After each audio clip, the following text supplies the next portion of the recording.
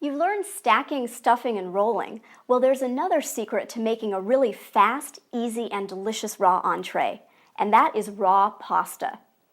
Pasta is always a comforting main dish, but many people avoid it because it's high in carbs and you've got the wheat and the white flour. Well, I'm going to show you how to make a low-starch pasta out of zucchini. When people like pasta, what they really like is the al dente texture and the taste of the sauce. Wheat pasta by itself really doesn't have any taste. It's that texture and the sauce that people like.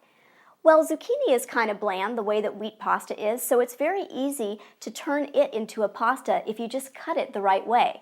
And then once you toss it with a flavorful sauce, it's going to taste a lot like the traditional thing. So let's start off with shaping the pasta. I'm going to start with a peeled zucchini, and the simplest way that you can turn this into a noodle is by using a vegetable peeler to create ribbons. Remember, we did those ribbons with the carrots when we made the sushi. Well, now I'm ribboning this zucchini, and it's just like fettuccine. It's zucchini fettuccine, long, wide noodles.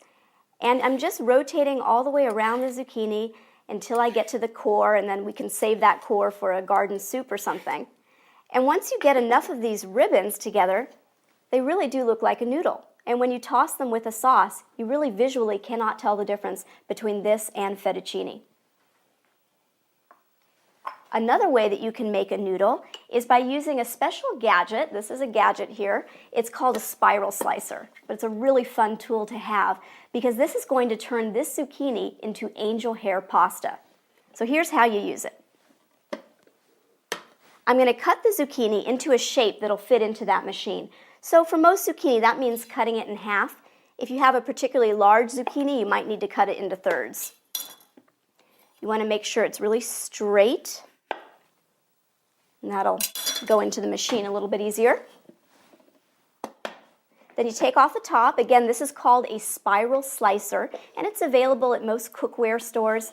In the back of my book, Raw Food Made Easy, I have a resource section that tells you where you can get all of these unique tools. So I just put it on, there's a little spike right there, and I just rested the zucchini on that spike, and now I'm putting the top on.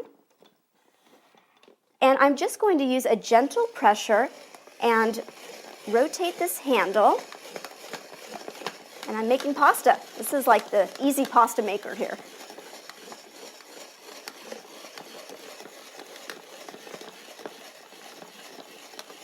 When you get to the very end, you'll stop feeling it resisting you, and that means it's not going to go any further. You take it off. There's always a little bit left that doesn't go through. Again, we'll save that for one of our garden vegetable soups. And here you have angel hair pasta. You can count on about 1 to 2 zucchini per person, so this is actually a lot faster than boiling water and making the wheat version.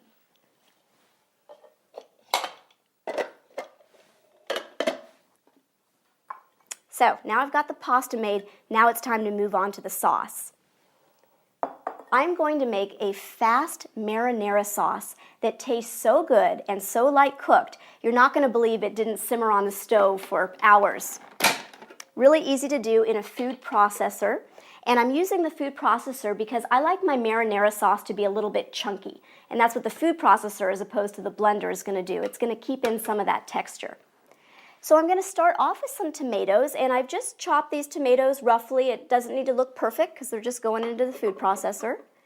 And some red bell pepper. And what the red bell pepper is going to do is give some sweetness to this sauce. When tomatoes cook, they develop a sweetness, and these tomatoes are raw, so they might have a hint of acid to them. So adding some red bell pepper is going to put the sweetness back in, and it's also going to make it a very vibrant red color. The secret ingredient in this marinara sauce is sun-dried tomatoes, and that's what's really going to give it the texture and taste of a cooked marinara sauce. Sun-dried tomatoes have a very intense, sweet, rich, tomatoey flavor, and they also act as a thickener. When we process them, they're going to add some body and thickness to this sauce. So I'll go ahead and add these. You can buy sun-dried tomatoes either totally dry or oil-packed. I'm using oil-packed right now. These have been packed in extra virgin olive oil, so they're very soft. If you buy them dry, just make sure that you soak them in water for a couple of hours before you add them into your recipe. Got some sun-dried tomatoes, And let's season that up. Everyone loves garlic in a marinara sauce. Wouldn't be marinara without garlic. I'm going to separate a clove right here. And raw garlic is a little bit stronger than when it's cooked, so I tend to use a little bit less in raw recipes. So I think a clove is going to be great. Let me loosen up that peel by cutting off the ends. And then I can crush the garlic a little bit with my knife, smash into it, and that loosens up the peel a lot. Peel that. And I'm going to use a garlic press. If I were making this in a blender, the garlic at all, I could just put the clove right in the blender. But in a food processor, you do need to crush it in so that it gets incorporated. All right, some other seasonings. I want to use some herbs in here. We've got some basil and oregano. Those are traditional seasonings in marinara. Of course, if you have fresh on hand, that's great. But this sauce tastes great with dried. Little basil, little oregano, and a little salt. Don't add too much salt to this recipe because sun-dried tomatoes are already a little bit salty naturally. Just a couple of pinches there. A little bit more olive oil, make it nice and rich. And let's add some spice here too, a little pungency. I'm going to add just a little bit of cayenne, just a hint. Not enough to make it really spicy, but get some heat in there. And a little bit of black pepper.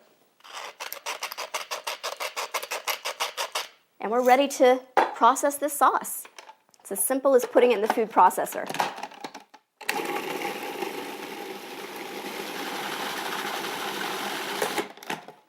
That is looking so thick and rich, and I can smell all the herbs in there. Just going to scrape it down with a spatula. This is one of my favorite recipes. I just love this marinara. Go ahead and process one more time. And that's it. That is really fast. So I'm going to go ahead and add the marinara to the zucchini. If you're serving this dish to friends, just wait to toss it with the marinara until a few minutes before you're going to serve it, because the zucchini will get a little bit watery if it sits too long in the marinara sauce. But separately, this sauce keeps for a week in your refrigerator, and the zucchini keeps for several days. So if you made this sauce in the beginning of the week, you could have an entree on the table within a matter of a couple of minutes. Oh, that is smelling so good. I'm going to give that a toss. So exciting to know that you can still eat spaghetti and be healthy. And these noodles are just softening right up. When you're making your sauce at home, make sure that you make it highly seasoned. Add enough of the herbs and the salt and the oil because the zucchini is a little bit bland, and so it's going to dilute the sauce slightly. We are getting a very flavorful, soft dish here. I can feel the al dente texture in these noodles just with my tongs. Let's put some of that in a bowl. Let's say that you want to serve this warm. You can do that. You don't have to eat cold foods just because they're raw. What I would do is heat up just the sauce, not the noodles. Just put them on a stove just for a couple of minutes, stirring it constantly just until it's a little above body temperature. And then go ahead and toss it with the noodles, and you're going to have a warm pasta dish. You can warm up your soups that way too if you want to. I want to add a little color to that with a little bit of basil. So remember that chiffonade cut we did with the kale? I'm going to do that with the basil just for a little garnish. Just rolled it up, thin strips.